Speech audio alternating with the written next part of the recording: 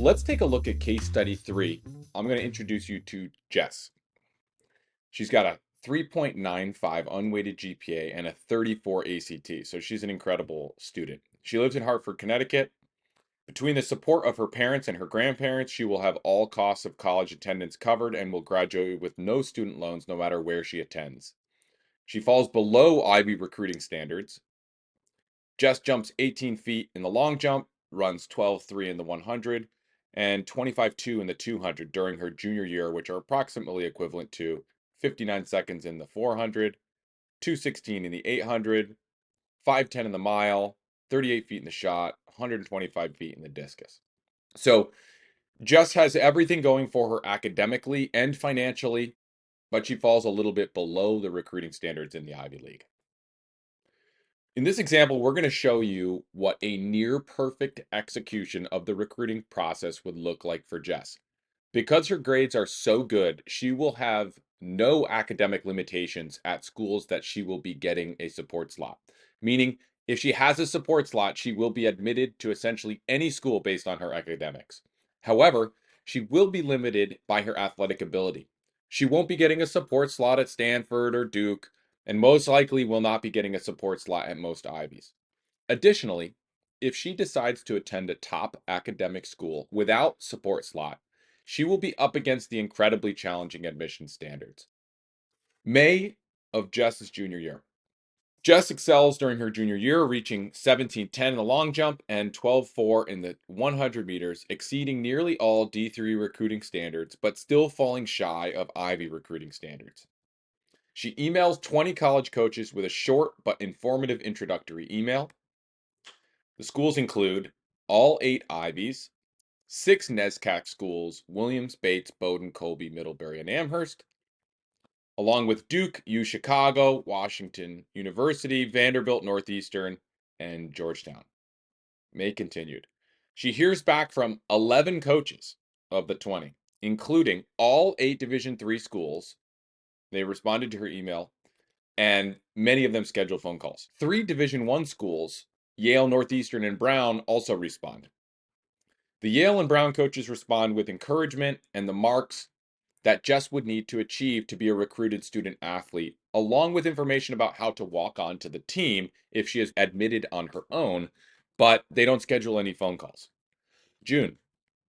Jess has extensive communication with 4 of the Division III schools and begins the financial aid and admissions pre-read process with Amherst, Williams, University of Chicago, and Middlebury. She also competes at a summer meet and increases her PR in the long jump to 18 feet. She receives her admissions pre-read back from all 4 D3 schools, and she has the green light at all of them. June continued. She narrows down her college list to 4 D3 schools, along with Yale, Brown, Northeastern, and Dartmouth, even though Dartmouth never responded to her first email. So she figured she might as well. She sends an email performance update to her final list of 8 schools with her new PR and her college visit schedule for the summer and requests to meet with the coaches at each school. In July, she visits all 7 schools on her list that are in the Northeast for unofficial visits. She schedules an official visit with the University of Chicago for September. She was able to meet with all 7 coaches, including Dartmouth, during her unofficial visits. And here's the situation with each school after her unofficial visits. Yale offers her an official visit in the fall, but is clear that she will most likely not be eligible for a support slot unless she increases her marks at meets over the summer. Coach makes it clear that she can walk onto the team if she is admitted on her own. She has the green light admissions pre-read. Now remember, Yale offered an admissions pre-read even though they're not planning on offering her a support slot. They might be doing that because they think, well, maybe she'll improve and we'll eventually offer her a support slot. So we want to have our ducks in a row in case that happens. So when she gets the green light on the admissions pre-read, that means that there shouldn't be anything standing in her way of being admitted if she has a support slot, okay? And if you have the green light on your admissions pre-read, that will typically also mean that you're going to be a pretty strong candidate for that school or a very strong candidate for that school, even if you don't have a support slot. But remember, if you don't have a support slot, you're thrown to the wolves of that hyper low acceptance rate. And at a place like Yale, you're probably looking under 5%. So July continued. Brown encourages her to apply early decision, but does not offer an official visit. She would potentially be eligible for a support slot if she increases her marks to 11.9 in the 100 or 18.10 in the long jump.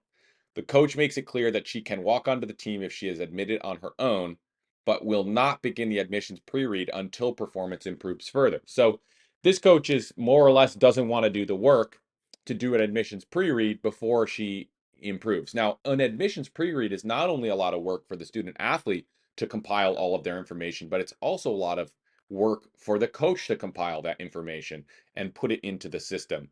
Also, there may be a limited number of admissions pre-reads that the coach can request. So they may not want to use it on somebody who they're expecting would be a walk-on unless they improve. At Dartmouth, the same scenario as Brown, except they offer her an official visit if she pays her own travel to campus. And they will begin an admissions pre-read. University of Chicago, she's got the green light on admissions pre-read. The coach has already offered her a support slot with no deadline for a decision. She'll be a star recruit there, so they're rolling out the red carpet for her. July continued. Northeastern, the coach is able to tell her that she will be admitted if she applies. She will be allowed to walk onto the team, and she will be eligible for academic scholarship. It will likely be the lowest total cost of attendance of all schools she's looking at because of the academic aid. And there is no official visit offered. At Amherst, official visit and recruiting slot have been offered until the day before the early decision deadline. So she can go on an official visit and she has a recruiting slot all the way till the last day. And she's still awaiting the admissions pre-read. At Williams, the official visit has been offered and the support slot has been offered for as long as the coach can hold it. Meaning, once the support slots are dwindling at Williams and athletes are still committing, the coach will come to Jess with a deadline for commitment. And she also has a green light admissions pre-read. At Middlebury, the official visit has been offered, support slot has been offered, timeline for commitment is unclear, and they're awaiting their admissions pre-read. After her unofficial visits, she shrinks her list even further, removing Brown, Amherst, and Middlebury. With the green light and support slots offered at Williams and UChicago, she felt comfortable removing the D3 schools that she was less interested in from the list. She schedules an official visit with Yale, Dartmouth, Williams, in addition to University of Chicago, all in September and the beginning of October. She's keeping Northeastern on the list until she finds out how much academic aid she will be eligible for. Jess competes in a couple summer meets, but does not improve her marks any further. In August, Jess is so ahead of the game that she enjoys her summer with the knowledge that in the worst case scenario, she will be attending one of the best academic schools in the world, University of Chicago or Williams. And in the best case scenario, she'll be attending one of the best academic institutions in the world and also be competing at the Division I level in track and field at Dartmouth or Yale.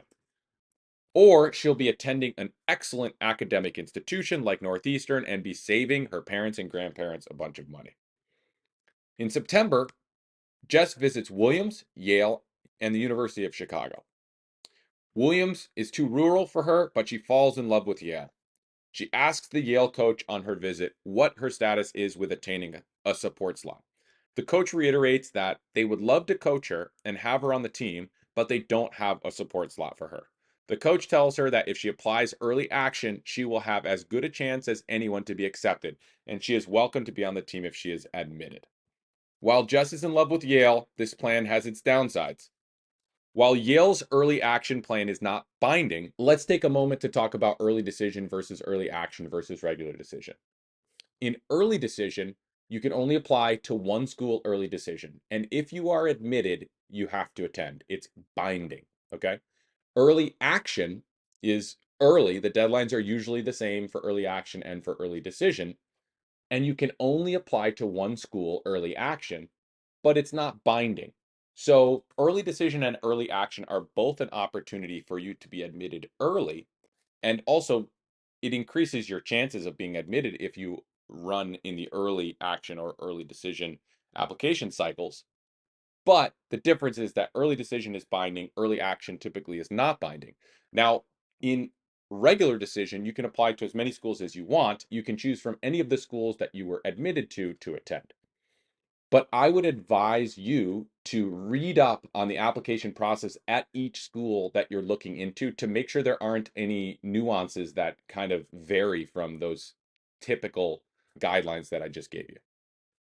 September continued. Jess takes her official visit to University of Chicago and is shocked to find that she likes it as much as Yale, but she likes the location in Chicago even more than Yale's location in New Haven. She enjoys her visit to Dartmouth and is surprised when the coach offers her a support slot at the end of the visit. Most of their coaching staff had been replaced in August, so they were behind in recruiting. On top of that, one of their coaches is out for maternity leave. So this is a program that's way behind in recruiting. And just because Jess has stayed in the game and has followed through on the recruiting process, all of a sudden a slot has worked its way down to her, even though she doesn't meet the recruiting standards. They tell Jess that they need to know by the end of the week if she's going to accept the support slot.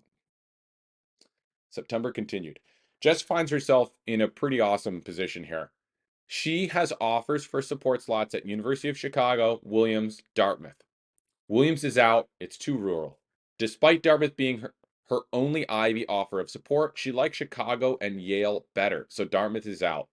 While she loves both schools and she is enamored by the appeal of the Ivy League, when she thinks about it, she felt like she fit in better with the team at the University of Chicago and greatly preferred the location to Yale.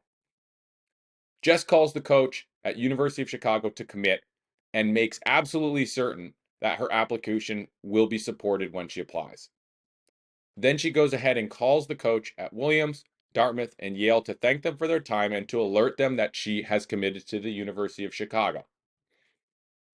And Jess is admitted to the University of Chicago in December. So Jess played her cards right at essentially every turn. She is a talented academic student, but she also worked really, really hard to have incredible credentials that would limit her in no way academically during this process. And she also worked really hard athletically and got to a point where she was recruitable to Ivy League schools. And she, despite not reaching Ivy League levels in terms of recruiting standards, she still was offered a support slot at Dartmouth. But at the end of the day, she actually found that the University of Chicago was going to be even better for her. So this is the perfect scenario, right? She ends up at the University of Chicago, which is one of the best schools in the world. And she realizes it's actually a better fit for her than any of the Ivy League schools, which she originally had been excited about trying to attend.